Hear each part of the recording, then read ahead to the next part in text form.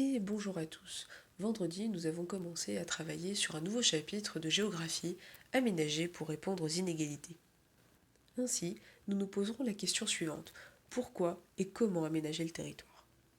Afin de répondre à cette question, j'ai décidé de vous faire travailler sur une étude de cas, le Louvre-Lens.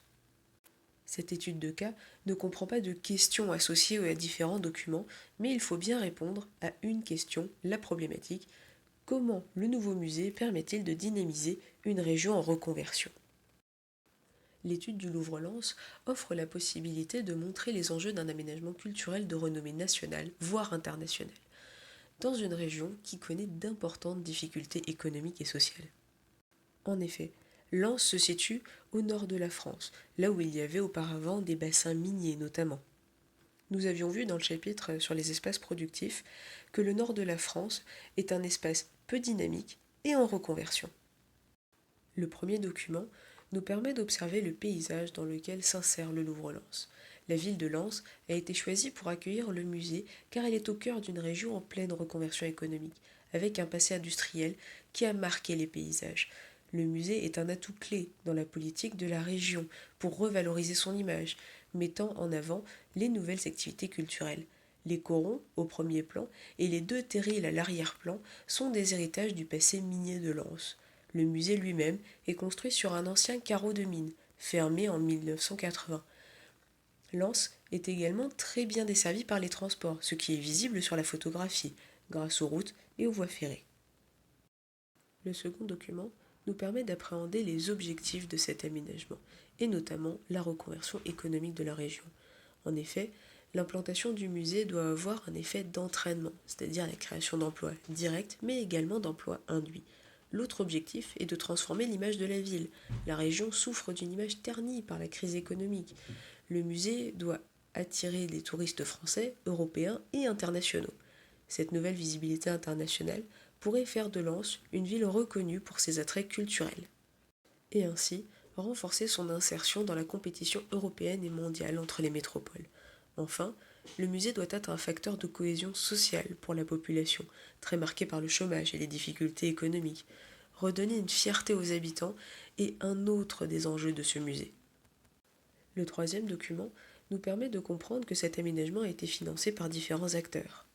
La région est le premier acteur qui concerne le financement du musée, à plus de 50%. Le musée a coûté plus de 200 millions d'euros et dispose d'un budget de fonctionnement de 12 millions d'euros par an. L'Union européenne et l'État ont également participé, tout comme les collectivités territoriales, c'est-à-dire la ville de Lens et le département du Nord-Pas-de-Calais. Le document 4 est un article de La Croix qui nous permet d'appréhender les limites de cet aménagement.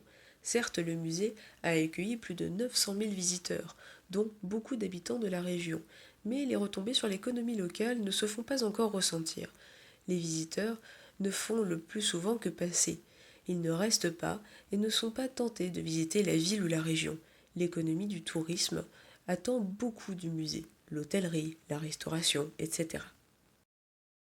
Je vous propose maintenant d'en faire la synthèse de cette étude de cas sur le Louvre-Lens, et ainsi de répondre à notre problématique. Comment le nouveau musée permet-il de dynamiser une région en reconversion? Comme nous l'avons vu avec les documents 1 et 2, le Louvre-Lens représente un atout pour la région, car il doit amener sur le territoire de nouvelles activités, notamment du tourisme, des nouvelles entreprises, mais également des investisseurs. Ce que nous comprenons à travers l'étude des documents 2 et 4, c'est que cet aménagement doit permettre de maintenir et de développer des activités sur le territoire, et notamment la création d'emplois directs ou induits. Notre troisième point de synthèse permet de comprendre l'importance de l'image véhiculée. En effet, l'architecture moderne du musée, créée par une agence japonaise, affiche son ambition pour la ville, la faire passer d'une image d'un ancien centre industriel en crise à celle d'une métropole dynamique. Le dernier point de notre synthèse nous permet de voir les limites de cet aménagement. En effet, le succès du musée est mitigé, les touristes ne font souvent que passer, et ainsi le Louvre-Lens ne participe pas véritablement encore au développement économique de sa région. Pour aller plus loin, je vous ajoute deux liens en description. Un lien sur une vidéo présentant le musée du Louvre-Lens en tant que tel, et directement le lien du site officiel du musée. Nous avons terminé le travail pour aujourd'hui. La correction doit bien évidemment être prise sur le cahier, si nécessaire, et jeudi, nous poursuivrons à la suite du cours, et nous le ferons sous la forme d'une carte mentale. Belle journée à tous!